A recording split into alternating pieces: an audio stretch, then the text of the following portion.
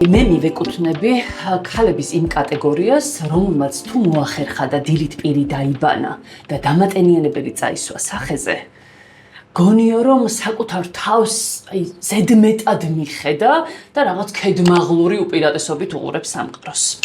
ახლა ამას რატომ გიყვებით? დამიკავშირდა ესთეტიკური ცენტრი სქინია, რომელმაც შემომთავაზა რამდენიმე პროცედურა. გონზი არა ვარ ეს პროცედურები, რა არის, რომელი რას ნიშნავს, რომელი რამდენად სასარგებლოა, ან საჭიროა ჩემთვის, თუმცა რადგან ექსპერიმენტები ძალიან მიყვარს, მოდი ვცადოთ. წამოდით ჩემთან ერთად სქინიაში. სანამ ბავშვები სკოლაში და ბაღში არიან, ყველაფერი უნდა მოვასწრო. ამიტომ ტრადიციულად ვჩქარობ. ესთეტიკური პროცედურების ჩემთვის სრულიად უცნობ ჩამონათვალს რომ ჩავხედე, ცოტა კი შემეშინდა, მაგრამ გადაწყვეტილება უკვე მიღებულია. დროა ჩემი სახის კანი პროფესიონალებს მივანდო. ნახოთ რა გამოვა. ახლა ერთ რაღაცაში კიდევ უნდა გამოგიტყდეთ. ხომ არიან ქალები, რომელთაც თავისუფლად შეიძლება ვუწოდოთ ესთეტიკური მედიცინის მსხვერპლი, მაგრამ არსებობს მეორე კატეგორიის ქალი, როგორიც ვარ მე. და ჩემნაირ ქალებს ლეჩხუმში ეძახიან რაღაცნაირ თავმიცემული ქალები არიანო რა. ანუ ეს ნიშნავს იმას, რომ დიდად საკუთარ გარეგნობას არ აქცევს ყურადღებას და ეს არ არის კარგი. ამ ყველაფერს მე ვერც იმას დავაბრალებ, რომ რაღაც ფინანსების გამო ვიკავებ თავს, ვერც იმას დავაბრალებ, რომ საკუთარი გარეგნობა ისე მომწონს, რომ ვერანაირი კორექტირების შესაძლებლობას და ვერანაირი კორექტირების საჭიროებას ვერ ვხედავ. ეს არის უბრალოდ სიზარმაცე. არ არის ეგ მაინც და მაინც კარგი ამბავი. თუ ოდესმე ფსიქიატრთან მოხვედრის საჭიროება ჩემი დღის წესრიგში დადგა, იცოდეთ, რომ ამის ერთ-ერთი გამომწვევი თბილისური საცობებია. არ იძვრის, ან იძვრის, მაგრამ რაღაცა 10 მეტრი საათში სიჩქარით. ჩემს დასთან მოვედი, ეს მინდა გავიყოლო, რადგან ჩემზე გაცილებით უკეთ ერკვევა ესთეტიკურ პროცედურებში. დიდი იმედი მაქვს ჩართული კამერით რომ დამინახავს, მორიგ ტანტრუმს არ დაიმართებს.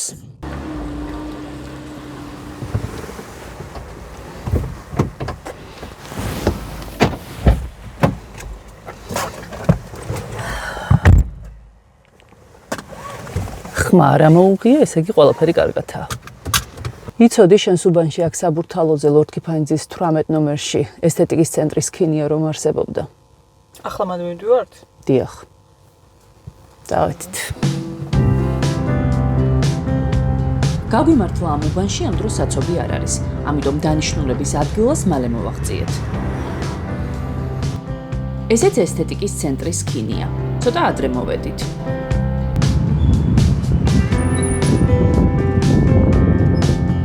გამარჯობათ. ქეთევან ქარქაშაძესთან ვარ ჩაწერილი. კი ბატონო, დაელოდეთ დავძანდით. კი ბატონო. ვერაფერს იტყვი, გარემო ნამდვილად სასიამოვნოა. მისაღებში სისუფთავი სურნელი ტრიალებს, ყველა კეთილგანწყობილია, მოგეხსენებათ სამი ბავშვის გადამკიდე სულ ჩქარო, თუმცა საბედნიეროდ აქ დიდხანს ლოდინი არ მომიხდა. მოკლედ, როდესაც სქინიადან დამირეკეს და შემომთავაზეს პროცედურების ჩატარება, ახლა მე ამ ყველაფერში ხო დიდად ვერ ვერკვევი და გადავხედე ჩამონათვალს და რომელი პროცედურაც მეცნო, ვთქვი რომ მოდი გავიკეთებ ამას. ისე რომ დიდი ინფორმაცია არ მქონია. მე როგორც აღმოჩნდა, თურმე ეს პროცედურა ძალიანაც მჭირდება, იმიტომ რომ ზამთრის შემდეგ თან ჩემი დაუდევრობის წყალობით ჩემი კანი ძალიან გამომშრალია და ბიორევიტალიზაცია მისწრება პირდაპირ. თუმცა თუ ამ ყველაფერში ჩემსავით ვერ ერკვევით, დიდად არ უნდა ინერვიულოთ, რადგან აქ დაგხვდებიან ისეთი პროფესიონალები, რომლებიც დეტალურად აგიხსნიან რა გჭირდებათ.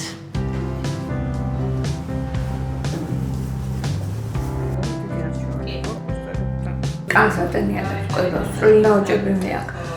სახის ფერი და სტრუქტურა ერთგვაროვანი ხდება, ლიფტინგის ეფექტი აქვს და რაც თავარია აღდგება ჩვენი კანის დამცავი ლიპიდური შრე, რომელიც ძალიანადულად ზიანდება ჩვენი დღევანდელი ცხოვრების პირობებიდან გამომდინარე. თუ ცხიმიანია კანი ადამიანს იქ ცოტა უფრო თხელი კონსისტენციის კრემი უნდა გამოიყენოს და თუ პირიქით უფრო შიმშრალისკენ არის მიდრეკილი, იქ შეგვიძლია ცოტა ცხიმიანი კრემიც გამოიყენოს. კი ბატონო, ახლა წამოვწვე.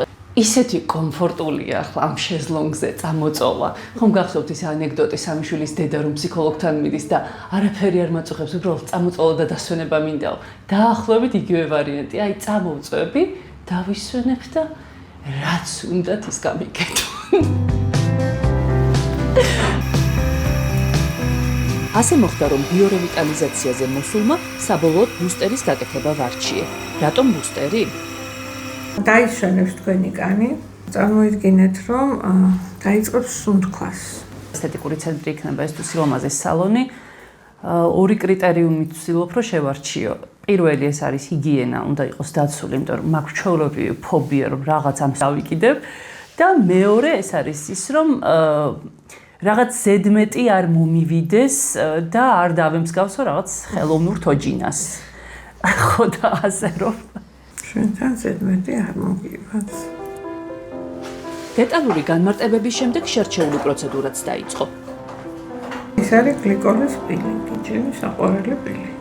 პილინგი არის მჟავა, ნეიტრალიზატორი არის ტუტე რეაქცია და ბიტო ანეიტრალებს იმჟავა. დარწმუნებული ვარ, ჩემსავით გადაღლილი დედები ყველაზე კარგად გამიგებენ, ბუსმენ და ძალიან ვცდილობ არ ჩამეძინოს. ის რომ გითხარით სახესოს და ყველსაც გადასარევად და პლუს ცოტას გავაკეთებ შუბლზეც.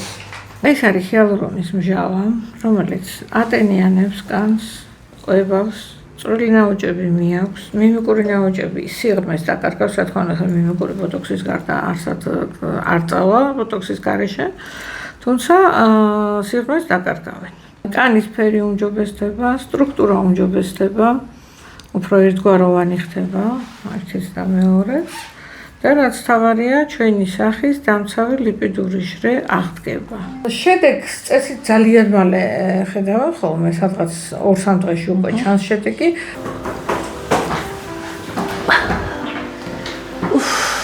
შვენივრად დაფისვენე. შეგრძნება გეკნებათ, რომ ჩვენმა კანას უნდა დაიწყო. მოვედი ჩემს დასთან სახლში. ახლა ჩემი სახე ისეთ მდგომარეობაშია, ამის ნახვა არ შეიძლება. აი 2-3 დღეში რომ დაწყნარდება და შედეგი დაიდება, იმედია, მერე გაჩვენებთ. ჩემი დის სახლის ფანჯრიდან თბილისზე ლამაზი ხედი იშლება. ცხადია ახალი მახინჯი მშენებლობები რომ არ აფუჭებდეს. გონი ნელ-ნელა ვეგუებით, რომ ამ ქალაქში სულ მალე ლამაზი ხედები აღარ იქნება. ესთეტიკის ცენტრიდან წამოსვლის შემდეგ, როგორც იტყვიან, თავი ქალად ვიგრძენი. სახის კანის შემდეგ ფრჩხილების მოწესრიგების დროა. ამ პროცედურას ჩემი ძალებით ვუმკლავდები, რასაც თავისი მიზეზები აქვს. სხვათა შორის ჩემ და სამწუხაროდ მაქვს ასეთი ფობია. ფრჩხილებს ვერ ვიკეთებ სალონში. ბევრჯერ მომისმენია, რომ თქვათ რაღაც ჰეპატიტი ან კიდევ უფრო უარესი აი ამ სალონებისგან აიკიდეს და ძალიან მიჭირს ვენდო რომელიმე სილამაზის სალონს და ასე მიწევს სახლში წვალება. ნუ რა თქმა უნდა გამოსავალი არის ის, რომ შენი ინსტრუმენტებით იარო ამ სილამაზის სალონებში, მაგრამ ამათაც ვერ მოვაბი თავი. სილამაზის სტანდარტებთან დაკავშირებით მე პირადად ქალები დავყავი 3 კატეგორიალთ. პირველი კატეგორია აბსოლუტურად გამორიცხავს ყველანაირ ხელოვნურ ჩარებას და ფიქრობს, რომ დიდად დაბერების შიში ადამიანს არ უნდა კონდეს, რომ ეს ბუნებრივი პროცესია და არანაირი ზედმეტი ჩარევა არ არის საჭირო. მეორე კატეგორია, რომელიც ფიქრობს, რომ თუ რაღაც დოზით ჩაერევი და ეს ჩარევა თავს კარგად გაგრძნობინებს, ამაში ცუდი არაფერია და მესამე კატეგორია, რომელიც ვერ იღებს თავს ისეთს, როგორიც არის და მუდმივად ცდილობს გაიუმჯობესოს ვიზუალი სილამაზის სალონების თუ ესთეტიკის ცენტრების დახმარებით, ხელოვნური ჩარებით და ზოგჯერ შეიძლება ამ კატეგორიის ქალისგან მივიღოთ აბსოლუტურად განსხვავებული ვიზუალი, ვიდრე ის ბუნებრივად არის ხოლმე. სიმართლე გითხრათ, მე ვერ მივეკუთვნები მეორე კატეგორიას, რომელიც თვლის, რომ თუ მცირე დოზით ჩავერევით და ეს ყველაფერი ბუნებრივად გამოვა და ბუნებრივი იქნება, ამაში ცუდი არაფერია და ძალიან მაინტერესებს და დამიწერეთ კომენტარებში თქვენ კონკრეტულად რომელი კატეგორიის ქალი ხართ. შესაძლოა ყოველდღიურობაში ნაკლებად ვაკვირდებით, მაგრამ გარემო, რომელშიც ვცხოვრობთ, სარეკლამო ბანერები, აფთიაქები, სალონები, ყველაფერი ირგვლივ ქალებს უამრავ პროცედურასა და საშუალებას გვთავაზობს, რომ უფრო ლამაზები ვიყოთ, რომ უფრო დიდხან შევინარჩუნოთ ახალგაზრდობა. გეშინიათ თუ არა სიბერის. პირველი ნაოჭის გაჩენის დრო თუ გახსოვთ დაახლოებით. აი მე ვიცი სხვათა შორის ქალები, რომლებიც აი მართლა პანიკური შიშით ათვალიერებენ საკუთარ ნაოჭებს სარკეში და ისტერიკაში აგდებთ იმის წარმოდგენა, რომ ერთ დღეს ისეთი მშვენიერები მათი აღქმით აღარ იყვნენ, როგორიც არიან ახალგაზრდობაში. თუმცა ასევე ვიცნობ ქალებს, რომლისთვისაც საერთოდ არაფერს არ ცვლის ვიზუალური ცვლილებები, პირიქით მიიჩნევენ, რომ ეს ნაოჭები არის ძალიან ისეთი სასიამოვნო და საყვარელი და ამაში ტრაგიკული არაფერია. მოკლედ ძალიან მშვიდად ბერდებიან.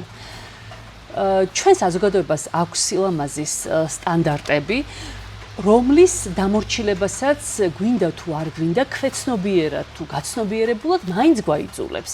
ანუ ითვლება ის, რომ რაღაც 90-60 ქალი უფრო ლამაზი და მომხიბვლელია. ანუ ფიქრობენ იმას, რომ რაღაც უნაოჭო კანი გაცილებით უფრო სასურველი და ლამაზია, ვიდრე მაგალითად ცოტა მოშვებული. მოკლედ ინდივიდუალურ აღქმაზეა ეს ყველაფერი ჩემი აზრით დამოკიდებული და მართლა არ ღირს თავი დავითრგუნოთ იმით, რასაც რეალურად ვერ ვცვლით.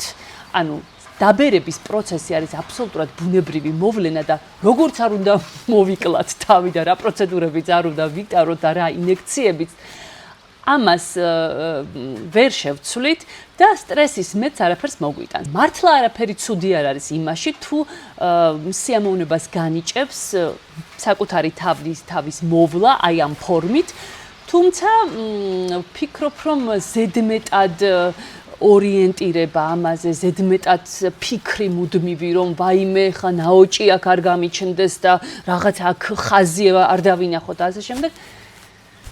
არ ღირს მოკლედ ამდენ ნერვიულობად. გუშინდელი მზიანი დღის შემდეგ ამინდი ისევ გაფუჭდა. აბა როგორ ვიფიქრებდი თებერვლის ამ წვიმიან საღამოს რაიმე ასე თუ გამახარებდა. მივიღე აი ესეთი საყვარელი საჩუქარი და თქვენთან ერთად გავხსნი. ეს არის ერთ-ერთი სტარტაპერის საჩუქარი, რომელიც აწარმოებს ტელეფონების кейსებს სასურველი დიზაინით. სახელწოდება არის MD кейსი და ნახოთ MD кейსმა რა გამოგვიგზავნა.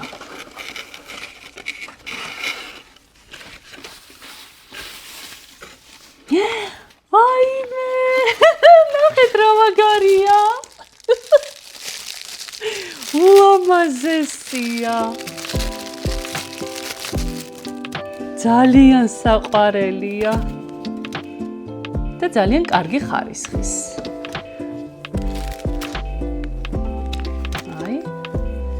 ჩავსვამ ახლა ჩემს ტელეფონს და ვნახოთ როგორი იქნება. მეგონი ძალიან მაგარია. სხვათა შორის აი ამ სტარტაპერის და აი ამ ტელეფონების кейსის მწარმოებელი არის ასევე დედიკო და მომიბოდიშა და ცოტა გული ამიჩუყდა რომ ცოტაო დავაგვიანეო მოწოდება და გამოგზავნაო, იმიტომ რომ ბავშვები მყავდა ავადო და მე იმდენად კარგად მესმის რას ნიშნავს, როცა ბავშვები ყავს ავად და პარალელურ რეჟიმში რაღაცის გაკეთებას ცდილობ. მოკლედ წინ 8 მარტია ქალებო გავაძლიეროთ ერთმანეთი და თუ გინდათ ძალიან საყვარელი საჩუქარი თქვენთვის სასურველი დიზაინით, შეგიძლიათ დაუკავშირდეთ MD Case და ნამდვილად არ გაგიცრუებთ იმედს. ასე რომ შეგიძლიათ აი ამ ვიდეოს ქვემოთ ნახოთ ლინკი, სადაც გადახვალთ და შეძლებთ გამოიწეროთ ტელეფონის кейსები სასურველი დიზაინით და დარწმუნებული ვარ ძალიან ყვაყოფილი დარჩებით. ყოველ შემთხვევაში მე ძალიან ყვაყოფილი ვარ. ჩემი აუტანელი ოჯახი. ამასობაში თებერვალმა არ გაგვახარა. რა ცუდია გაზაფხულის განწყობით რომ იღვიძებ და გარეთ აი ასეთი სურათი დაგხვდება. როგორც ამბობენ, ზამთარმა კუდი კიდევ ერთხელ მოიქნია. იმედი მაქვს ეს მისი ბოლო გაფართხალებაა. რა არის ახლა ეს? ცოტა კი მეზარება ამ თოვლჭყაფში ბავშვების სკოლასა და ბაღში ჩამორიგება, მაგრამ რას ვიზამთ? უცებ ერთ ჭიქა ყავას დავლევ და გამოვგიზულდები. სილამაზის სტანდარტებზე ვსაუბრობდით და გამახსენდა ჩემი სტუდენტობის პერიოდი. უფრო სწორად აბიტურიენტობის დროს საგრძნობლად მოვიმატე წონაში. ეს იყო რამდენიმე ათეული კილოგრამი და პირდაპირ ვთქვათ, არ გამოვიყურებოდი კარგად. მაგრამ რა თქმა უნდა, არავის ეს ყველაფერი ისე არ აწუხებდა, როგორც მე. და ამ დროს მე მახსოვს, მოდიოდნენ ადამიანები და მეუბნებოდნენ, რომ ვაიმე, რა კარგად გამოიყურებოდი და ასეთი კარგი გოგო თავს როგორ იმახინჯებ და რას დაემსგავსე და რამე გააკეთე. კაი, კაცო. მეც ვიცი, რომ ცუდად გამოვიყურები, მეც ვიცი, რომ რას დავემსგავსე და იმ რამეს რომ ვერ ვაკეთებ და რეალურად დიდად ვერ ვეხმარები ჩემს თავს. იმიტომაც ვარ ამ მდგომარეობაში, ხო? და ასეთ სიტუაციაში რატომ გონია ვინმეს რომ ეს რას გავხარ, რამეში დაგეხმარება ვერ ხვდები. მეც დამიშვია მსგავსი შეცდომა, როდესაც ტაქტოდ შემინიშნავს, რომ ვიღაცა მან მოიმატა წონაში, ან პირიქით ზედმეტად გახდა, მაგრამ ჩემს თავსაც ვეუბნები და თქვენს გეტყვით, რომ რა ვიცი, იქნებ იქ არ ჩავყოთ ცხვირი, სადაც ჩვენი ადგილი არ არის. ყოველ შემთხვევაში, როცა ხედავთ, რომ ადამიანი მართლა სერიოზულად განიცდის ამ თავისი წონის მატებას თუ ვიზუალურ ცვლილებებს, ცეცხლზე ნავთის დასხმა და მაინც და მაინც ჩაჭერა არ მგონია სწორი. წავედი ბავშვების სკოლა-ბაღიდან გამოსაყვანად. სხვა რა გზა აქვს სამი შვილის დედას, რომელმაც ქმარი ემიგრაციაში ცოტა ხნის წინ გააცილა. ბავშვებს მოვიყვან და ჩემი სახის კანსა და სამდღიანი ლოდინის შედეგებსაც გაჩვენებთ. აი ასე გამოიყურება რამდენიმე დღეში ჩემი სახე, უფრო მეტად დატენიანებული, უფრო ნაკლებად გამომშრალი. შეიძლება ჩავთვალოთ, რომ საზოგადოებაში არსებული სილამაზის სტანდარტების ერთ-ერთი მსხვერპლი ამ შემთხვევაში მეც ვარ, თუმცა მე მაინც მგონია, რომ თუ შეიძლება რომ გამოიყურებოდე ცოტა უფრო უკეთესად და უფრო მეტად მოგეწონოს თავი ვიდრე ჩვეულებრივ, რატომაც არა. თუმცა ეს ყველაფერი ნამდვილად არ უნდა გადაიზარდოს საკუთარი თავის რაღაც კატეგორიულ მიუღებლობაში, ასე რომ საკუთარი თავი უნდა გიყვარდეს ნაოჭითაც, უნაოჭათაც, ბიორევიტალიზაცია ჩატარებულიც და ამის გარეშე. არადა რა ცოტა გვჭირდება ქალებს უკეთესი განწყობისთვის. ზუსტად ვიცი, ჩემი ერთი მეგობარი ახლა მარადიულ ახალგაზრდობაზე მეოცნებეს ან სილამაზის სტანდარტების მორიგ მსხვერპლს დამიძახებდა. თუმცა დიდად არ დავეძებ. ჩემი კანი და რაც მთავარია განწყობა დღეს მშვენიერ ფორმაშია. ასია თუ ისე ქალები თავს გაცილებით უკეთ ფუძნობთ, როდესაც ზედმეტ წონაზე შესაღებთ მაზე ან ნაოჭებზე არავინ მიგვითითებს, როცა ჩვენი გარეგნობა მხოლოდ ჩვენი პირადი საქმე და არჩევანია.